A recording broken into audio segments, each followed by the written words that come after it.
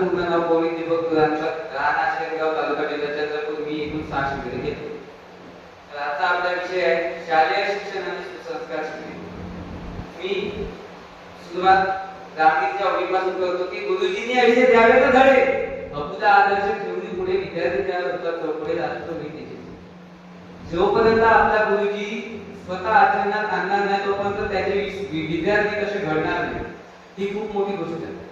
आणि दुसरा विषय असा आहे की आपण जे शाळेत शिकतो, शाळेत आपले काय विषय असते, हिंदी, मराठी, इंग्लिश, इतिहास, भूगोल, नागरिकशास्त्र असे अनेक विषय असतात. परंतु इथे आपण शाळेत काय शिकतो की एखादा विद्यार्थी हुशार असतात, सर्व विषय समजतात, त्याला नंबर देतो.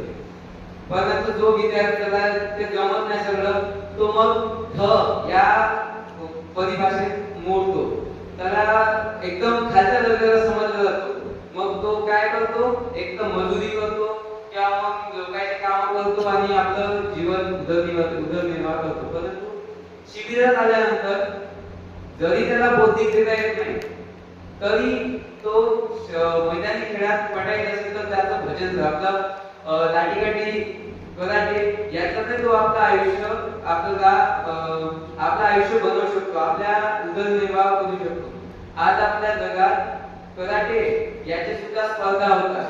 याच्या स्पर्धा होऊन त्यातल्या जर आपला क्रमांक आला, चांगलं घडलं तर त्याचे सुद्धा आपल्याला पैसे मिळतात. लाठीकाठीचं सुद्धा तसंच आहे.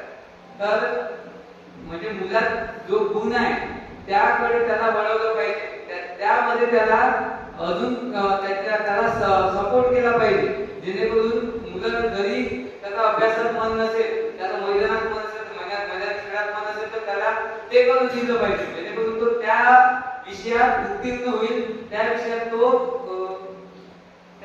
तो एक खंबीर शिक्षक म्हणून त्या विषयात तो म्हणजे समोर विद्यार्थ्यांना त्या तो विषय शिकवू शकेल. हे खूप मोठी हे आहे. आणि आता समोर महाराज म्हणतात की शौकीनं राणी बसावी, सुगंधी अंतरे फुले इथे जावी, कोणी बाल न ठेवी तेल न लावी असे करावे.